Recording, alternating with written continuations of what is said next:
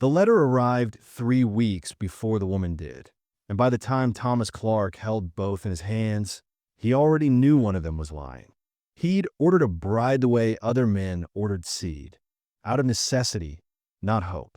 But the woman who stepped off that train with fire in her eyes promised absolutely nothing. And that terrified him more than a lifetime alone ever had. Thomas sat alone in his modest ranch house, staring at the letter in his hands as the wind howled outside. Winter was coming fast, and though he had plenty of work to keep him busy, there was nothing to ease the gnawing loneliness that had taken root in his chest. He was a man of the land, tough as the soil beneath his boots, but even the strongest oak has its cracks, and Thomas was beginning to feel those cracks widen.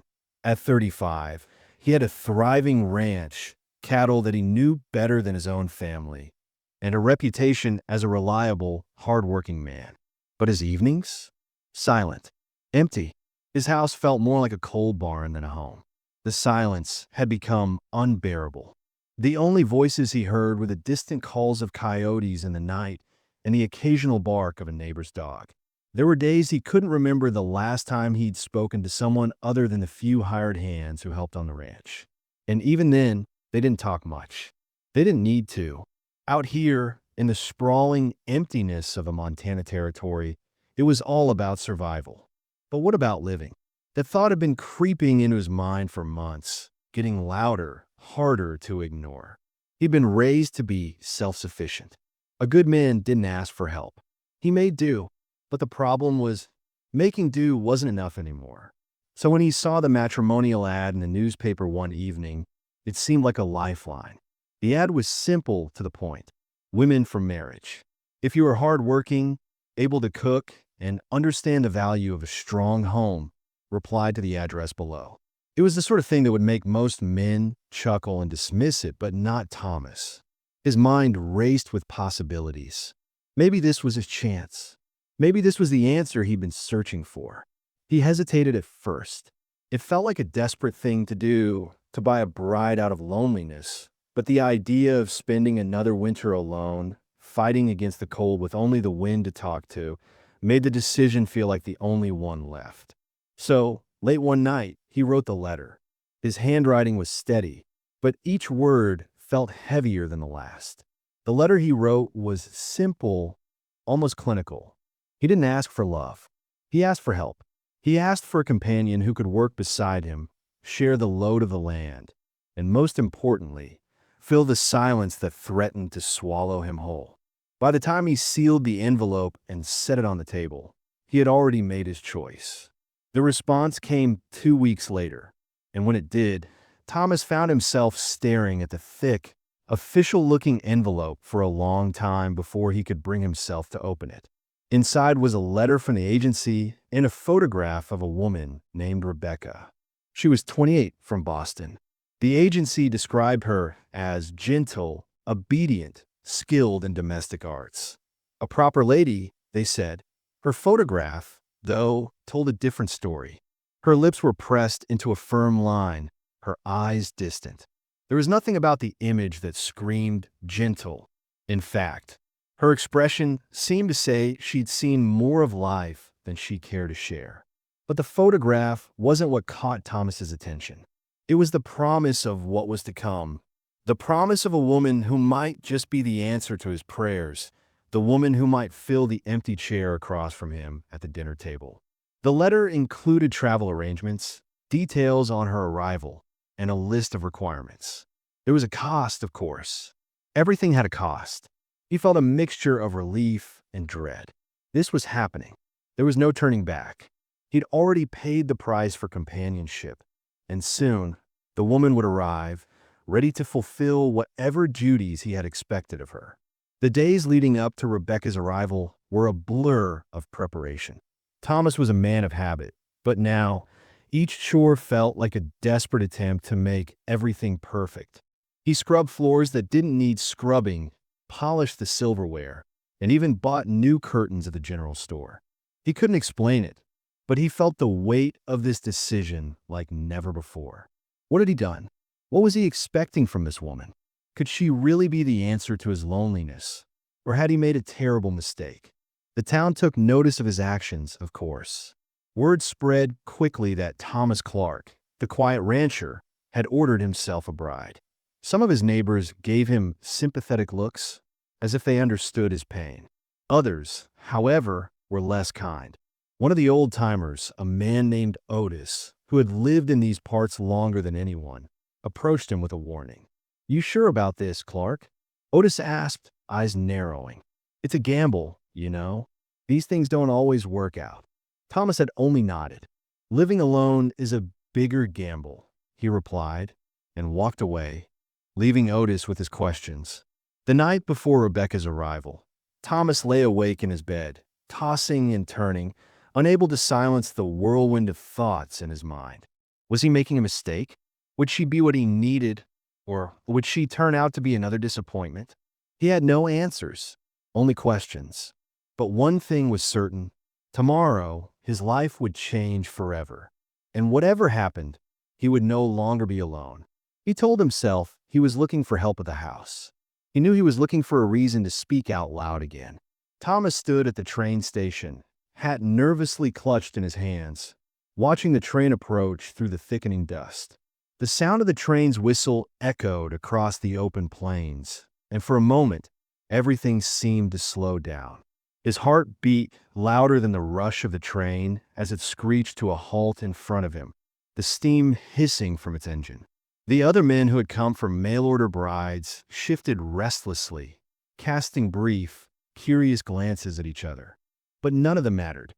He was here for her, the woman who had been promised to him in a letter, the woman whose photograph had lingered in his thoughts for days. The first woman stepped off the train, a timid-looking girl with downcast eyes. One by one, the others followed, each greeted by their new husbands with awkward smiles and uncomfortable handshakes. Then Thomas saw her, Rebecca. She stepped down from the train, a practical traveler's coat covering her, a bag slung over her shoulder. She didn't wait for help, her boots firm on the dirt as she made her way toward him. No soft gaze, no gentle smile, nothing like the woman in the photograph. She was a stranger, but one who seemed fully capable of surviving this harsh world. Their first meeting was stiff, formal. Her handshake was firm, her hand calloused from work he hadn't expected. They exchanged few words, the silence between them heavy, but it didn't matter. It was enough that she was here. The wagon ride to the ranch was mostly quiet. Rebecca stared out the side of the wagon, taking in the vast, endless landscape with an expression that seemed more curious than impressed. Thomas couldn't help but steal glances at her, wondering if she was as uneasy as he was. When they reached the ranch, he showed her the house, his pride and joy, simple but sturdy, a place for them to build something new. He had prepared 2 separate rooms for them, with no pressure to rush into anything. "We can take our time. No rush to formalize anything," he said awkwardly, and Rebecca nodded, her face unreadable. She walked through the house with the same practical air, glancing over the rooms with a critical eye, as though she were assessing the place more than appreciating it. He had hoped she'd find it welcoming, but there was nothing in her expression to confirm his hopes. He felt a wave of doubt. The meal he had prepared was simple, stew and bread, but when they sat down, it felt like more than just the food between them. Rebecca was the first to speak. "You cook for yourself?" she asked, her tone neutral but direct. Thomas hesitated before answering. "Had to. No one else out here." The words hung in the air, heavy with the isolation that had led him to this point. There was a long silence. Then Rebecca spoke again, more pointed this time. "The letter said you needed a woman to manage the household," she said. Thomas felt a knot tighten in his chest. "The letter said a lot of things," he replied, his voice low. She nodded, her gaze steady. "Yes, it did." They both understood the truth then. The letters were full of promises that had little to do with the reality in front of them. The tension between them was palpable, unspoken, and as the evening wore on, it became clear that they were both struggling with expectations that didn't quite match the truth of who they were.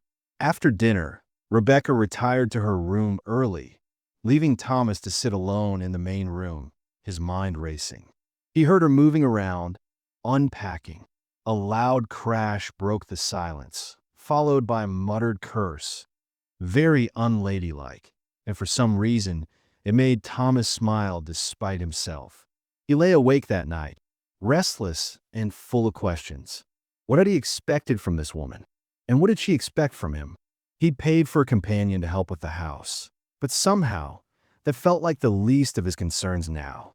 He had paid for a wife, a partner, but what had arrived was someone entirely different, someone who, like him, had no clear idea of what they were doing here. Yet for some reason, the mystery of her, the uncertainty in her eyes, intrigued him more than anything else. He told himself he was looking for help with the house, but deep down, he knew he was looking for something else entirely. He'd paid for a lie and received a mystery. He should have felt cheated. Instead, for the first time in years, he felt curious.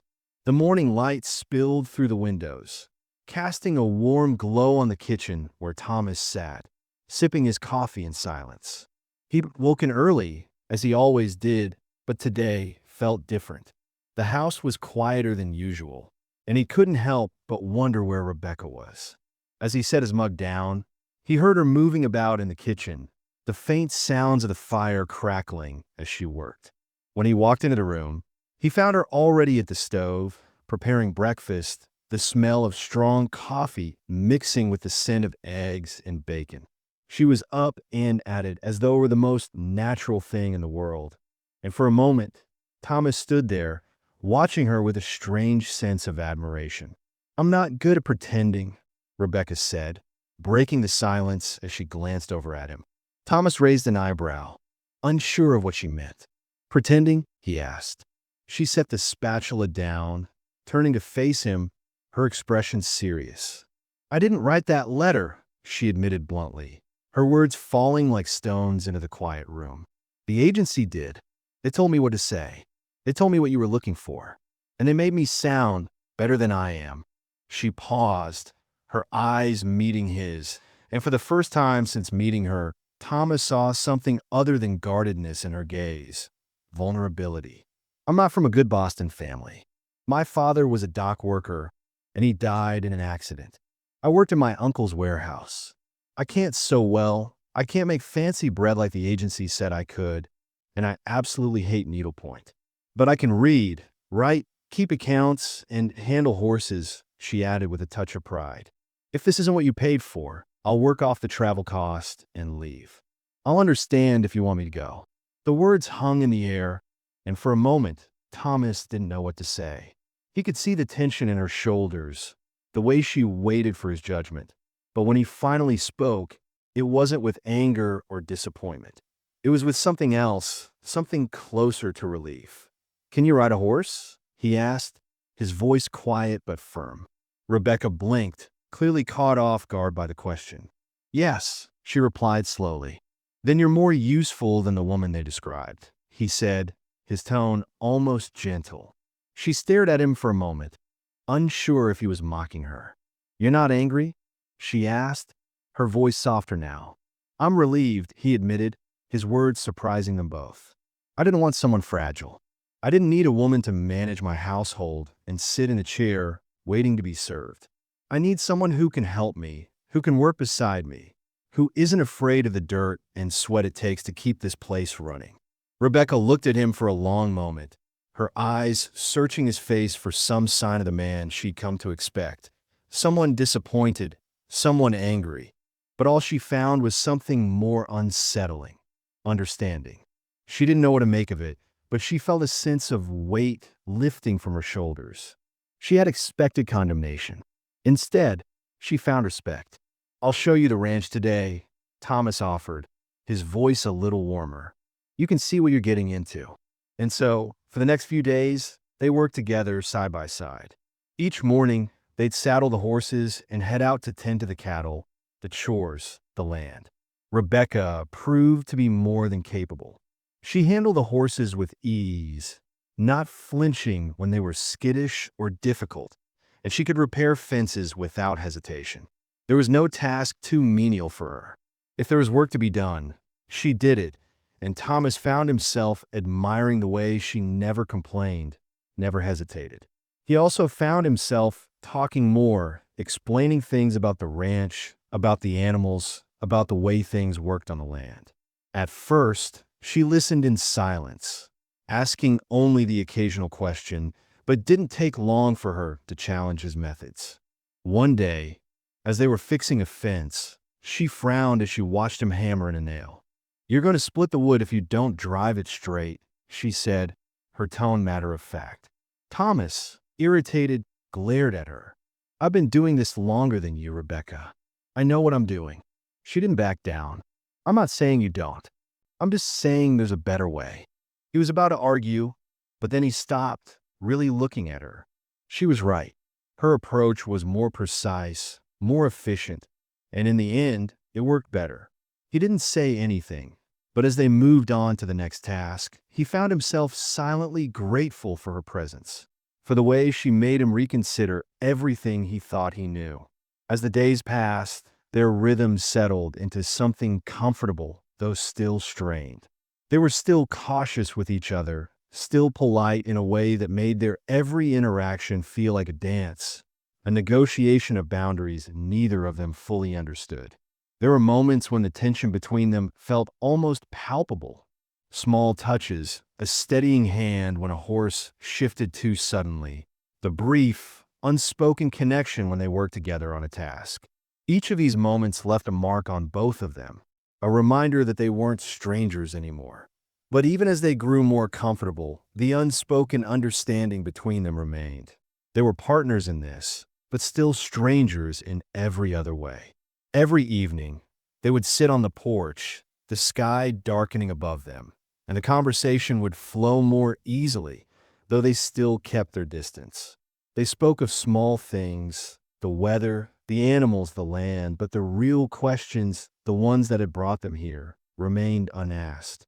And yet, there was something in the air between them that neither could ignore. They had become companions in the truest sense of the word, and though they hadn't spoken aloud, both of them felt the change. They functioned like partners who'd worked together for years. But at night, when doors closed, they were still strangers gambling on each other. The second week arrived, bringing with it a new rhythm to the ranch, and with it, Thomas knew he needed supplies.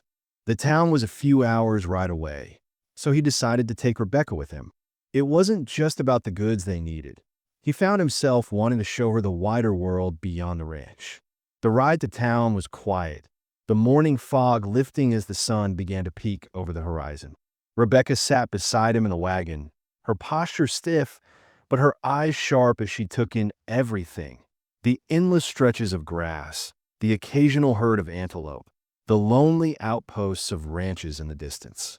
As they approached the town, Thomas could see the familiar buildings, old storefronts, a few saloons, and the church steeple rising above it all. They'd been here before, but Rebecca had never come with him. He could feel her tension, even though she didn't show it. For a woman like her, this place must have felt like another world entirely. The town wasn't large, but it was known for its ranching and mining businesses. It had its share of regular folks, but also drifters, saloon-goers, and a certain roughness that made it feel unpredictable. The townsfolk looked up as they arrived, some with curiosity, some with judgment. The few ranchers' wives exchanged cool glances, whispering behind their hands, their disapproval palpable. Thomas knew the looks all too well. He was used to it, but this time it felt different. Rebecca was with him now, and he could feel the weight of every gaze on them both. As they made their way to the general store, one woman, an older rancher's wife named Clara, couldn't resist. "I hope you prove worth the postage," she said loudly, her voice sharp. Rebecca's jaw tightened, but she didn't respond, keeping her eyes fixed on the ground. Thomas stiffened beside her, but he didn't say a word. He could feel the anger rising in him, but he forced it down. He wasn't going to let some stranger ruin this. As they reached the counter to buy what they needed, the men in the store turned to stare. Most of them were familiar faces, but now, With Rebecca by his side, they seemed to study her with more interest. A couple of ranch hands gave her looks that made Thomas's blood boil, but he kept his composure. Then came a drunk, a man who was known for running his mouth, usually with little consequence, staggered up to Thomas with a sloppy grin on his face. "If she doesn't work out, Clark," the man said, "I'll take her off your hands." Thomas's hand clenched around the straps of the wagon, his body stiffening with a rage that threatened to spill over. He didn't think. He didn't need to. He stepped between the drunk and Rebecca, his hand coming to rest firmly on her back. "She's not property," Thomas said, his voice low but full of intent. "She's my wife." The words struck the air like a challenge, and the man's grin faltered. The drunk sneered, but the threat in Thomas's voice was enough to make him take a step back. "You haven't even married her yet," the man muttered, though the bravado was gone from his voice. "We could be," Thomas replied quietly, though his words were more for Rebecca than the drunk.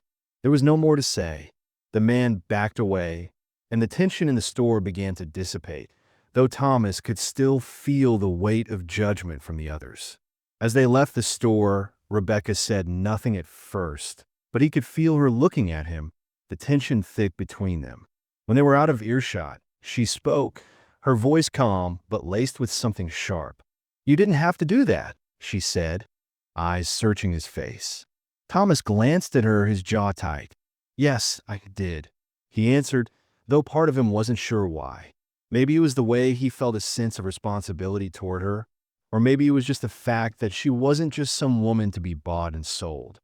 She was his, not in the way the world had expected, but in a way that was entirely their own.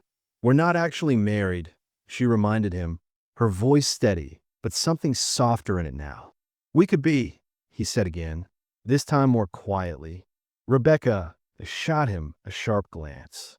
"Don't propose out of pity or protection," she warned, her voice biting. He turned his gaze to the horizon, a slight frown creasing his brow. "What would be an acceptable reason?" he asked, his words teasing. But beneath the surface, there was something more, an invitation, a challenge. She didn't respond right away. Instead, she stared ahead, eyes distant. "I'll let you know if you figure it out," she said, and for the first time, there was a hint of a smile tugging at the corner of her mouth. They continued the ride home in silence after that, but it was different. The air between them had shifted, not in any grand, dramatic way, but in a way that both of them could feel. When they arrived back at the ranch, a storm had begun to roll in. The wind was picking up, and dark clouds gathered on the horizon. They immediately began working to secure the barn, the animals, everything. Rebecca climbed up onto the roof of the barn to fix a loose panel, and when Thomas saw her, a rush of fear shot through him. He shouted at her to come down. "Get down from there," he called, his voice harsher than he meant. "It's not safe." She didn't listen. Instead, she continued her work, hammering the panel into place. Thomas's frustration flared. "Don't you ever," he began, but his words caught in his throat when she finished the job, calmly descending from the roof. "I did what needed doing," she said firmly, her voice matching his intensity. And for a moment, there was a charged silence between them, both of them breathing hard, soaked from the rain that had started to pour. Thomas grabbed her shoulders, his hands firm on her as he looked into her eyes, his heart pounding in his chest. "Don't you ever," he started again, but the words stopped, the moment too thick with something else, something neither of them could quite name.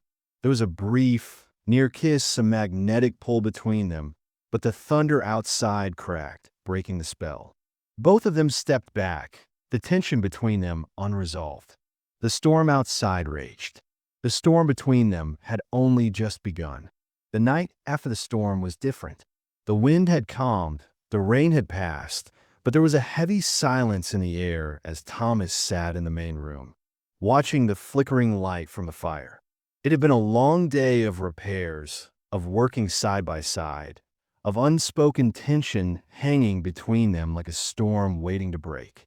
As the evening wore on, the quiet stretched longer, the sound of the fire crackling the only thing filling the space.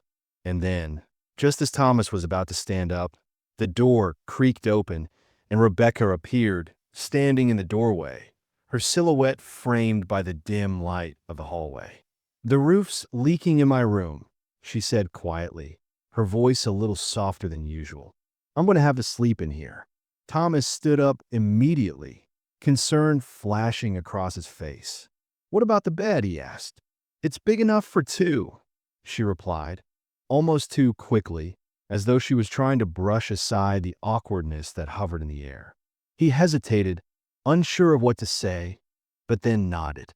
"All right," he said, "but where will I sleep?" Rebecca's eyes softened, a hint of amusement tugging at the corners of her mouth. "On the couch, I suppose," she replied with a slight shrug. But as the night wore on, Thomas knew that the couch wasn't going to be enough. The house had grown colder, the storm outside still lingering in the distance. And when Rebecca lay down on the bed, Thomas found that he couldn't settle on the couch as he had planned. He stood for a moment, watching her, her back turned to him as she lay still, the quietness of the room settling over both of them. The firelight cast shadows across her features, and he could hear the soft rhythm of her breathing. For a moment, he considered leaving, but the pull between them was too strong. Slowly, cautiously, he moved toward the bed, sitting at the edge with a sigh. The room was large enough to give them space, but the silence between them felt heavier than ever. He lay down, keeping a respectable distance between them, but the cold was starting to creep in, and despite his best efforts to stay on his side, he couldn't help but feel the warmth of her body, just out of reach. The night was long, and as the hours passed, the temperature continued to drop, and neither of them could deny the need for warmth. It started with a simple shift, a subtle movement from Rebecca that brought them closer. The bed creaked as she turned, inching closer to him without saying a word. It wasn't intentional, but it was inevitable, and soon the distance between them was gone. Thomas could feel the heat of her against him, her breath warm on his skin, and for a moment, he could pretend that everything was all right, that the tension that had built between them was nothing more than a figment of the storm that had passed. Rebecca was so close now, he could feel the pulse of her heart against his. He tried to remain still, to keep his distance, but the temptation to close the space between them was too much. Slowly, cautiously, he reached out, his fingers brushing against hers in a tentative touch. Rebecca didn't pull away. She didn't say anything, but the slight shift in her body, the way her hand rested in his, told him everything he needed to know. For the first time in weeks, he wasn't alone. He didn't have to fill the silence with words or work or anything else. They lay there side by side, not speaking, but not needing to. And then, as if the world outside had finally caught up with them, the storm came. The wind howled again. The rain began to beat against the windows, and the sound of it was loud, almost deafening. But inside the house, it was different. It was warmer.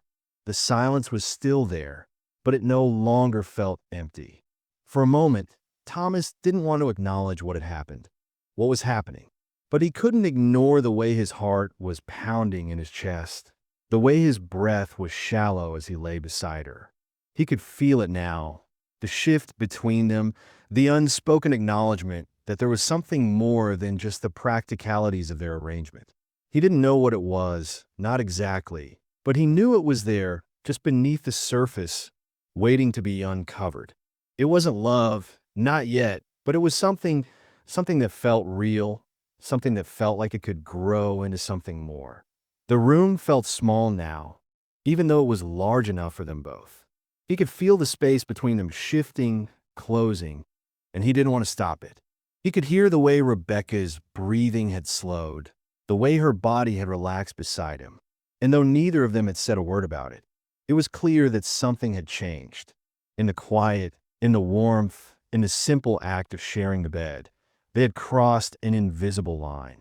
It wasn't a promise, not yet, but it was the beginning of something neither of them had expected when they first met. Morning came slowly, the light creeping through the cracks in the shutters. And when Thomas woke, he found himself tangled up in the sheets, his arm draped over Rebecca's side. For a moment, he froze, unsure of what to do, but when Rebecca shifted slightly, her eyes fluttering open, she didn't pull away. She just looked at him, her expression unreadable, and for a brief moment, he thought maybe she could feel it too.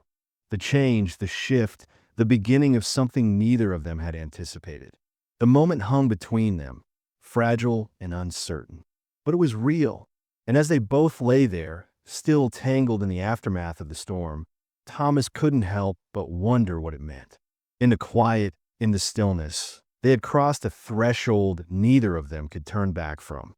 The next morning, Thomas was up before the sun, slipping quietly from the bed so as not to wake Rebecca. The storm had passed, leaving behind a calmness that seemed to stretch over the land like a soft blanket. As he moved through the house, the quiet was different now. It wasn't the empty silence of the past, but a new kind of quiet, charged, almost expectant. He could still feel the heat from the night before, the closeness, the unspoken understanding that had passed between them, but he didn't know what to do with it yet. Rebecca had been asleep when he left, her face peaceful in the soft light of the morning.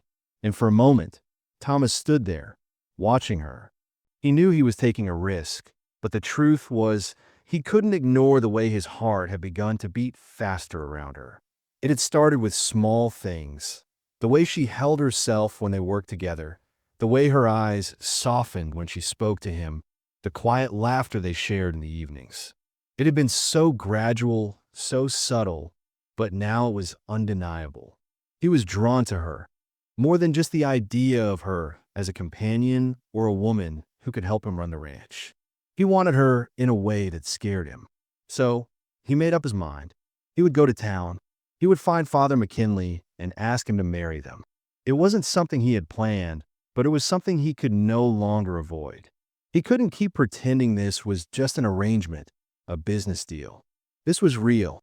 He wasn't going to wait around any longer, pretending to be content with the way things were. It was time to move forward, to make it official. As he saddled his horse, he left a note for Rebecca, telling her he was heading to town for supplies and would be back by evening. The ride to town was uneventful, the wind crisp in his face as he made his way across the open land.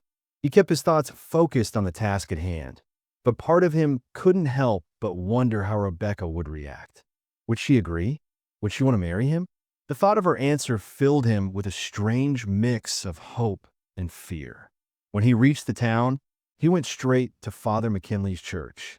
The old priest greeted him warmly, as always, but there was a new sense of purpose in Thomas's voice as he approached. He wasn't sure how to say it, but he knew he had to ask. "Father," he began, his words slow but steady, "I need you to marry me. I want to marry Rebecca." The priest raised an eyebrow, clearly surprised, but Thomas could see the understanding in his eyes. "I see," Father McKinley said with a smile. "Well, I don't see why not. But I'd be remiss if I didn't ask. Are you sure this is what you want? Marriage is a big step, Thomas. It's not something you can undo once it's done." Thomas nodded, the weight of the question settling over him. "I'm sure," he said, his voice firm. "I don't want to wait anymore. I want to build something real with her, not just a partnership for the ranch, but something more. I'm not asking for her to save me. I just want her to be with me." Father McKinley studied him for a moment, his gaze assessing, and then he nodded. "All right then. We can have this ceremony in a few days. I'll see to the details. I trust you know what you're getting into." Thomas thanked him, the sense of finality settling over him like a weight lifting from his shoulders. As he made his way back to the ranch, the knot in his chest began to loosen. He didn't know what Rebecca would say, but he knew that he had taken the first step toward making things right. When he arrived back at the ranch, Rebecca was in the barn, tending to the horses. She looked up as he entered, and for a moment, their eyes met. There was a tension in the air, something unspoken but heavy between them. Thomas hesitated, his hand resting on the doorframe, unsure of how to begin. "Rebecca," he said, his voice quieter than usual, I went to town today. I went to see Father McKinley." She didn't say anything, just continued her work, but there was a slight pause in her movements, something in her expression that told him she was listening. "I asked him to marry us," Thomas continued, his words coming faster now. "I'm not asking you out of obligation or because it's the right thing to do. I'm asking because I want to. I want to make this real with you. I want to build something with you, not just for the ranch, but for us." Rebecca looked at him then, her gaze steady and unreadable. She didn't speak for a long moment, and the silence stretched between them, thicker than before. Thomas felt his heart race, a mixture of fear and anticipation swirling inside him. Finally, she spoke, her voice quieter than usual. "You don't know what you're asking, Thomas," she said. "You don't know what it means to choose me, to choose this, to choose what we're becoming." Her words hit him harder than he expected. He had thought about this. He had thought about what it meant for them, what it meant for her, but hearing her say it out loud brought everything into sharp focus. "What if I'm not what you think I am?" she asked, her voice barely above a whisper. "What if I'm not who you want me to be?" Thomas stepped closer, his hand reaching for hers, his grip firm but gentle. "I don't need you to be anyone else, Rebecca," he said.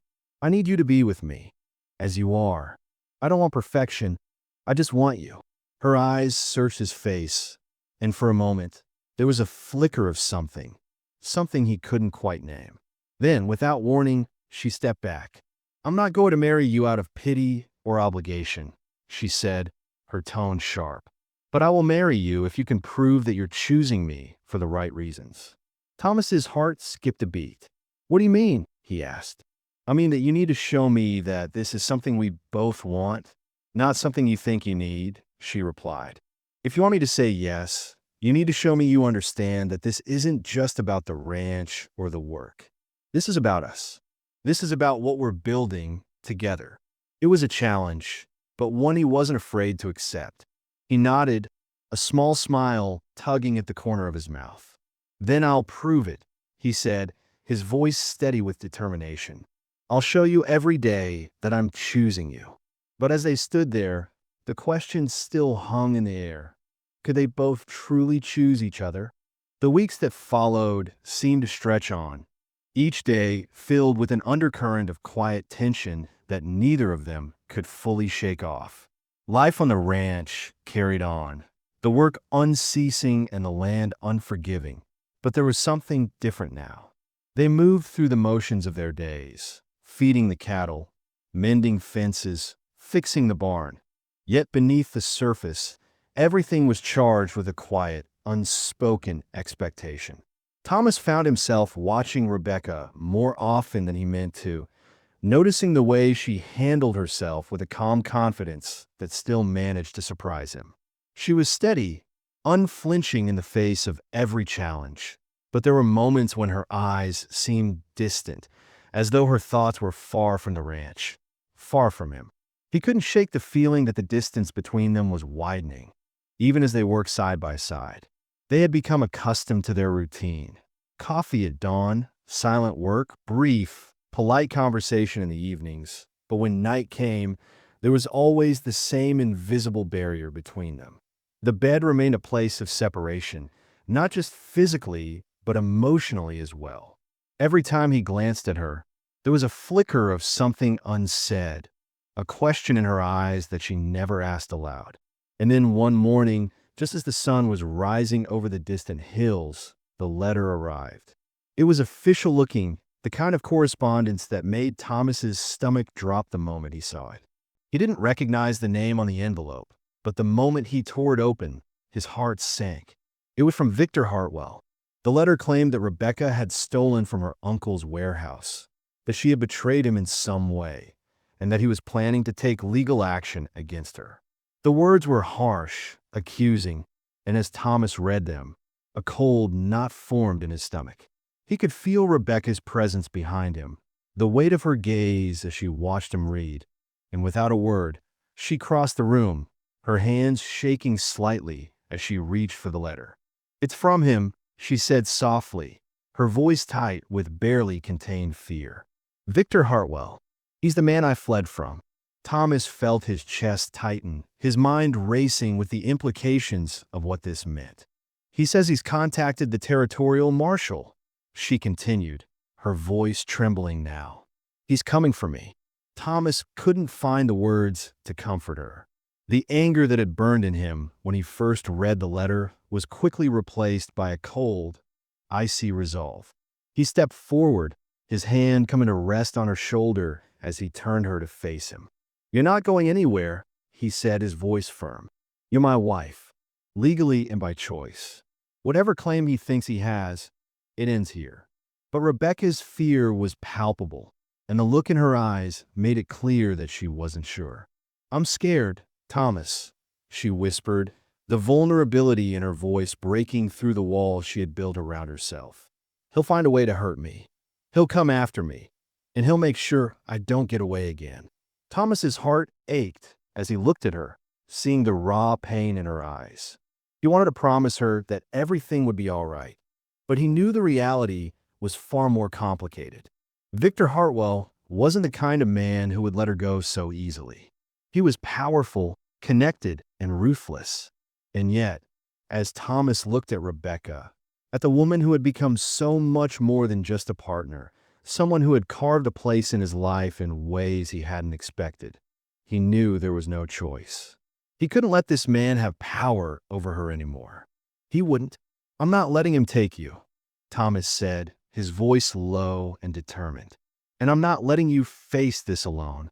The words were simple, but they held a weight that neither of them had fully realized until now. It wasn't just about protecting her. It was about making a stand together. And so, he made a decision. That afternoon, he rode into town, this time with purpose.